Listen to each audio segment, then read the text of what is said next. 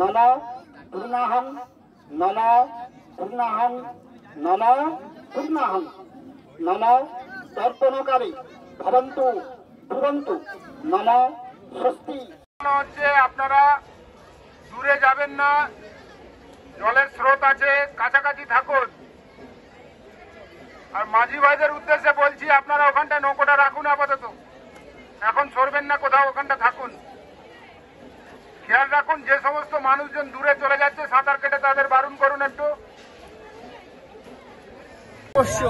এতত্তে সতিল উদাকং নমঃ। আর বলবে নমো বিষ্ণুর নমঃ।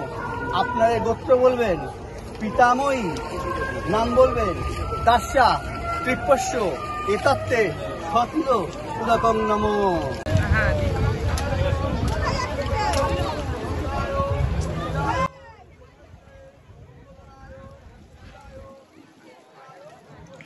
বীরভূমের বক্রেশ্বর ধামে দেখা গেল তর্পণ করতে আসা মানুষের ঢল। বীরভূমের বক্রেশ্বর সংকল্পদের রিপোর্ট।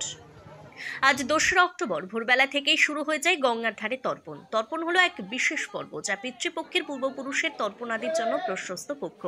মহালয়ার পূর্ণ প্রাতে তর্পণে কি বা লাভ? শাস্ত্রমতে ও লোকবিশ্বাস বলে, তৃপ্তিদানই তর্পণের মূল কথা। পরলোকগত প্রিয়জনের আত্মা তৃপ্তি সাধনে উত্তর পুরুষের জলদানের যে রীতি, তাই তর্পণের মূল। মহালয়া ছাড়াও এই পক্ষ আরো বিভিন্ন নামে পরিচিত, যেমন শোলা শ্রাদ্ধ, মহালয়া পক্ষ, পিতৃপক্ষ, জিতিয়া, কানাগাত এবং অপরপক্ষ। যাদের পিতা জীবিত আছেন তারা তর্পণ করতে পারেন না, কারণ তর্পণ করা বলতে বোঝায় মৃত পূর্বপুরুষগণকে জল দান করা। তর্পণ করার অন্যান্য দিন থাকলেও মহালয়ের দিন তর্পণ করাকে বিশেষ শুভ বলে ধরা হয়, কারণ আশ্বিনের কৃষ্ণপক্ষের তিথিকে বলা হয় মহালয়া। মহালয়া মানে দেবী পক্ষের সূচনা। এই দিনে পিতৃপুরুষেরা পিতৃলকে ফিরে যান, তাই তাদের জল নিবেদনের জন্য মহালয়ার দিনটি পূর্ণলগ্ন। আমরা সকলেই জানি 12 মাসে মোট 28টি পক্ষ, তার মধ্যে পিতৃপক্ষ দেবীপক্ষ হলো অন্যতম গুরুত্বপূর্ণ পক্ষকাল। আশ্বিনে কৃষ্ণপক্ষকে মহালয়া বলা হয়ে থাকে। এই কৃষ্ণপক্ষকেই বলা হয় পিতৃপক্ষ। হিন্দুদের বিশ্বাস, জমালয় থেকে মর্তে পূর্বপুরুষরা নেমে আসেন, তাদের তুষ্ট করার জন্য শ্রাদ্ধের আয়োজন করার রীতি রয়েছে এই দিন। শুধু তাই নয়, পিতৃপক্ষের উল্লেখ রয়েছে মহাভারতেও। এছাড়া এবছর পিতৃপক্ষের অন্তিমকাল বা মহালয়া পালিত হবে আগামী 14ই অক্টোবর। সাধারণত পিতৃপক্ষ চলে টানা 16 দিন ধরে। এই বিশেষ তিথিতে রীতি মেনে শ্রাদ্ধ তর্পণ করা হলে পূর্বপুরুষরা প্রসন্ন হয়ে আশীর্বাদ বর্ষণ করে থাকেন। মহালয়ার দিন গঙ্গার মতো পবিত্র নদীর তীরে ব্রাহ্মণের মাধ্যমে পূর্বপুরুষদের নামে শ্রাদ্ধ, পিণ্ডদান ও অন্ন প্রদান করা হয়ে থাকেন বা করে থাকেন বহু মানুষ। মহালয়ের দিন দেবতা, ঋষি বা পিতৃপুরুষদের কাছে পূর্বপুরুষদের সন্তুষ্ট করতে কালো তিল মিশ্রিত জল নিবেদনের প্রক্রিয়াকে তর্পণ বলা হয়। সেই সঙ্গে পূর্বপুরুষদের সন্তুষ্ট করার জন্য পিণ্ডদান ও ব্রাহ্মণ ভোজন করার প্রথা রয়েছে। এই তিনটিকে একসঙ্গে শ্রাদ্ধ বলা হয়। পবিত্র নদীর তীরে বা গয়ার মতো তীর্থস্থানে শ্রাদ্ধ করার নিয়ম রয়েছে। যদি গঙ্গা বা গয়ায় যেতে না পারেন, তাহলে বাড়িতেও তর্পণ করা সম্ভব। আজ ভোর থেকেই শুরু হয়ে গেছে প্রতিটি গঙ্গার ঘাটে ঘাটে হাজার হাজার মানুষের ভিড়। কাতারে কাতারে মানুষ তার ফোন করছেন এবং সেই ছবি আমরা দেখিয়ে চলেছি। প্রতিটি জায়গার পাশাপাশি আজ দেখা গেল বীরভূমের বক্রেশ্বর ধামেও, আর সেখানে আমাদের প্রতিনিধি পৌঁছে গিয়েছিল প্রতিটি মানুষের সাথে এবং মন্দিরের পুরোহিতদের সাথেও তারা কথা বলেন। অগণিত মানুষের ঢল নেমেছে বীরভূমের বক্রেশ্বর শিব মন্দিরে। আজ দেবীপক্ষের সূচনা, আবার একদিকে তর্পণ মহিলা পুরুষ নির্বিশেষে তর্পণ করেছে বীরভূমের বক্রেশ্বর গঙ্গার ঘাটে, আর সেই চিত্র কিন্তু তুলে ধরেছি আমরা। এই মুহূর্তে বীরভূমের বক্রেশ্বর ধামে আমাদের প্রতিনিধিরা কথা বললেন মন্দিরের পুরোহিত থেকে শুরু করে ভক্তদের সাথে। তারা কি বলছেন বিস্তারিত দেখুন। রাসস্থিতি ভাস্করী দেবসরী সবিতরী কৃষ্ণপক্ষী অমাবস্যায়াং ধাতুখণ্ডং প্রচলিত যৎকৃত হরিতপি পঞ্চন্নং মূল্য সহিত। বলুন। আজকে মহালয়া অমাবস্যার দিন, আজকে তর্পণের দিন। দূর দূরান্ত থেকে মানুষ বক্রেশ্বর ধামে এসে তর্পণ করছেন। আমাদের বক্রেশ্বরের শিব মন্দিরের পাশে যে শিবগঙ্গা রয়েছে, সেই শিবগঙ্গায় হাজার হাজার মানুষ এখানে এসে তর্পণ করছেন। সেই তর্পণ করার পরে মন্দিরে দর্শন পুজো করে তারপর ওরা বেরিয়ে যাচ্ছে।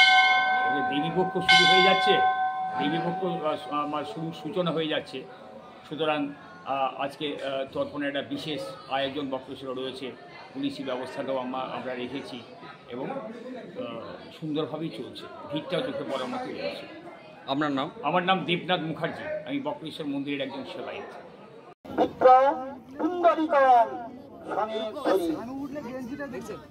নম এবার তর্পণ আরম্ভ হচ্ছে। নম শ্রী বিষ্ণু নমদ্দ অদ্য আশ্বিন মাসে। বলুন। নমস্কার, আমি তনিমা মণ্ডল, কান্দি বহরমপুর। আজ এই বক্রেশ্বর ধামে আমার আসার একটা উদ্দেশ্য হলো আজ পিতৃপক্ষের অবসান এবং কাল মাতৃপক্ষের শুভ সূচনা। তাই আজ এই বক্রেশ্বরে গঙ্গায় তর্পণ করে আমি বাবার মাথায় জল ঢেলে এবং মাতৃ মন্দিরে মায়ের কাছে যাতে সবার মঙ্গল হয়, অসুখদের বিনাশ হয় সেই কামনা করে আজকে মায়ের পুজো দিয়ে আমি খুব আনন্দিত বোধ করছি। নমস্কার। বিজ্ঞয় বাস্তুপুরুষ নমস্তুতি। নম আদিত্যাদি নব গ্রহেভ্যো নম।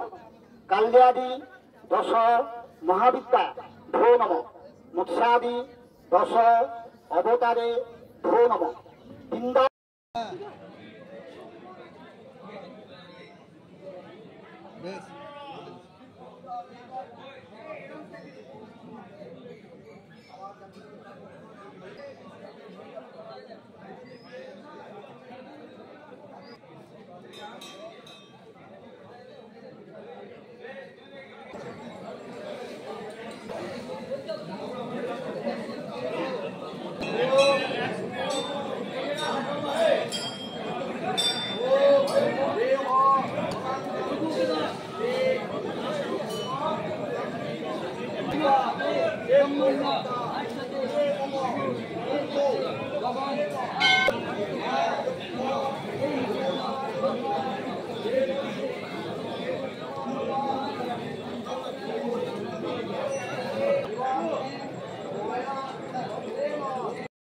দিন আজকে পিতৃপক্ষের অবসান ঘটিয়ে কাল থেকে দেবীপক্ষের সূচনা হচ্ছে।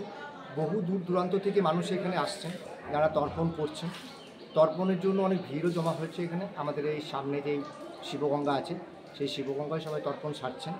আগামীকাল থেকে দেবীপক্ষের সূচনা, আজকে পিতৃপক্ষের অবসান। সকালে সবাই মহলাও হয়েছে আজকে। বাস এইটুকুই আর কি। আপনার নাম? সুব্রত আচার্য।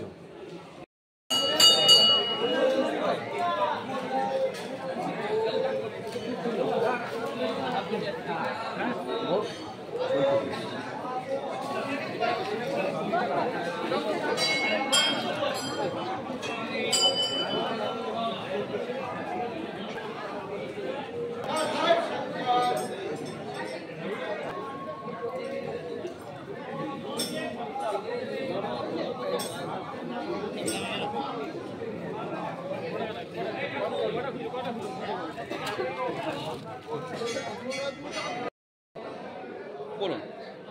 শুভ মহালয়া। আজ পিতৃপক্ষের শেষ দিন, মাতৃপক্ষের শুরু। আমাদের এই বক্রেশ্বর ধামে অগণিত ভক্ত সমাগম হয়। এখানে শিবগঙ্গা প্রবাহিত হয়। প্রত্যেকে আপনার শিবগঙ্গায় স্নান করে বাবার মাথায় ফুল বেলপাতা চাপিয়ে আজকে তর্পণ শুরু করেন। আজকে এখানেও মায়ের মন্দির আছেন, মায়ের মন্দিরেও আপনার পুজো দেওয়া হয়। আমার নাম নিতেন সিনহা, আমি দুর্গাপুর থেকে আসি। আমার দাদা সিদ্ধার্থ সিনহা, রবি শিক্ষা শিউড়ি। প্রতি বছর আমি দুর্গাপুর থেকে দাদার এখানে আসি এবং আমরা সব মিলে এখানে প্রতি বছর আসি।